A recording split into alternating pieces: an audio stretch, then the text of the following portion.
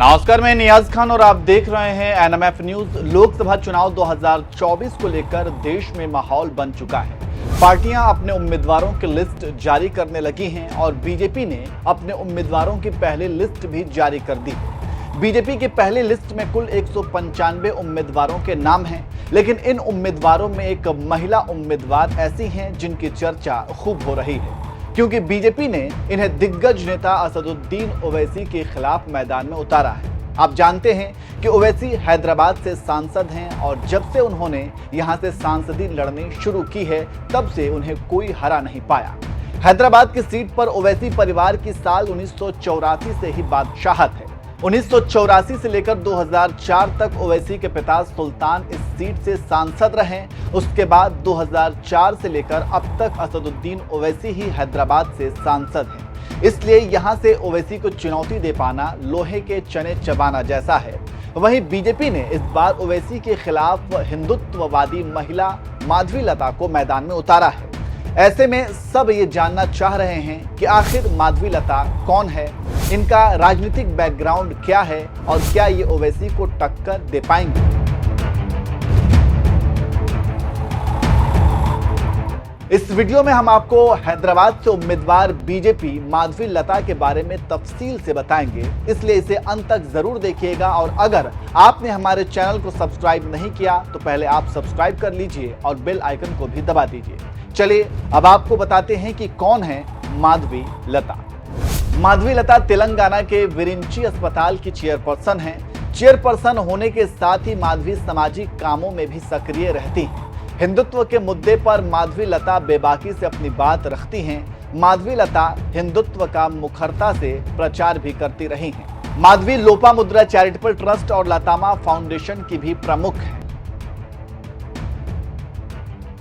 चलिए अब आपको बताते हैं कि टिकट मिलने के बाद माधवी लता की क्या प्रतिक्रिया है। दरअसल 3 मार्च को बीजेपी ने जैसे ही अपने 195 उम्मीदवारों की लिस्ट जारी की तो उसमें माधवी लता का नाम भी शामिल था, जिसके बाद माधवी लता ने एक तरफ खुशी जाहिर की तो वहीं दूसरी तरफ ओवैसी पर हमला भी बोला। आइए आपको सुनाते हैं कि माधवी लता ने क्या कुछ कहा। मैंने 8 साल से देख रही हूं उन लोगों को, और खास कर 1 साल से हर दिन मैं वहां उस हर गली हर बस्ती में जा रही हूं। मैं दिन में तकरीबन 10-11 घंटा काम करती हूं। मैं पूछे तो क्या है वहां पर?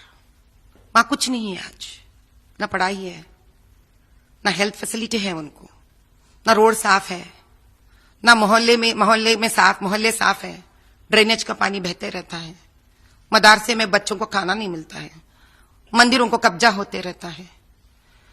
हिंदुओं के घरों में वो लोग घर तक नहीं मालूम, एक दीवार टूटता है तो नहीं पता है आगे आके कौन आके उसको कब्जा करेंगे। मुसलमान के घरों में बच्चे पढ़ते नहीं है, बच्चे पूरे वहां पे चाइल्ड लेबर हो जाते हैं। ना उनके पास पढ़ाई है, ना उनके पास ठीक तरह से घर है, ना उनको कोई भविष्य है। क्या है उनके पास? एक ही बात बचा है उन दोनों के बीच में। सुना आपने माधवी लता ने किस तरह से ओवैसी पर हमला बोलते हुए हैदराबाद में साफ सफाई, शिक्षा, स्वास्थ्य से लेकर मदरसों के बच्चों पर भी बयान दिया। साथ ही कहा कि मंदिरों और हिंदू घरों पर अवैध कब्जा किया जा रहा है, जिसे ठीक करना है। आपको बता दें कि बीजेपी ने हैदराबाद से पहली बार किसी महिला उम्मीदवार पर दांव खेला है। इससे पहले भगवत राव को यहां से उम्मीदवार बनाया गया था, लेकिन ओवैसी से लगभग 3 लाख वोटों से वो हार गए थे। अब चूंकि इस बार एक हिंदुत्ववादी फायर ब्रांड महिला चेहरा पर बीजेपी ने दांव खेला है तो देखना होगा कि ये बीजेपी के लिए कितना सही फैसला होता है। वैसे आपको क्या लगता है, कमेंट करके आप अपनी राय जरूर दीजिए। और खबर के आखिर में हम आपको माधवी लता के वीडियो के साथ छोड़ जाते हैं। सुनिए उन्होंने टिकट मिलने के बाद क्या कुछ कहा। मैंने 8 साल से देख रही हूं उन लोगों को, और खास कर 1 साल से हर दिन मैं वहां उस हर गली हर बस्ती में जा रही हूं। मैं दिन में तकरीबन 10-11 घंटा काम करती हूं। मैं पूछे तो क्या है वहां पर?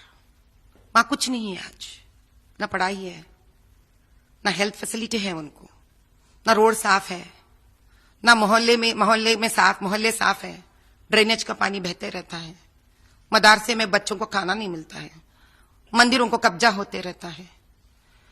हिंदुओं के घरों में वो लोग घर तक नहीं मालूम, एक दीवार टूटता है तो नहीं पता है आगे आके कौन आके उसको कब्जा करेंगे। मुसलमान के घरों में बच्चे पढ़ते नहीं है, बच्चे पूरे वहां पे चाइल्ड लेबर हो जाते हैं, ना उनके पास पढ़ाई है, ना उनके पास ठीक तरह से घर है, ना उनको कोई भविष्य है। क्या है उनके पास? एक ही बात बचा है उन दोनों के बीच में, लड़ाई, जिसका जो चिंगारी तक वो ही डालते हैं, जिसका फायदा भी वो लोग उठाते हैं। वो जो फायदा उठाते हैं उल्टा उनके लिए कुछ करते भी नहीं है। लेकिन ऐसा एक मुद्दा हो तो बताएं। आप ही सोचिए, ऐसा ओल्ड सिटी कोई ऐसा तो पहाड़ पे तो है नहीं वो, ये समझने के लिए वो ट्राइबल्स है। ओल्ड सिटी कहां है? हैदराबाद के बीचों बीच है। ऐसा हैदराबाद जो जब बंटवारा हुआ था आंध्रा और तेलंगाना स्टेट का, मांग के लिया गया था हैदराबाद। उसका टैक्सेस, उसका जो आमदनी है इतना बड़ा है।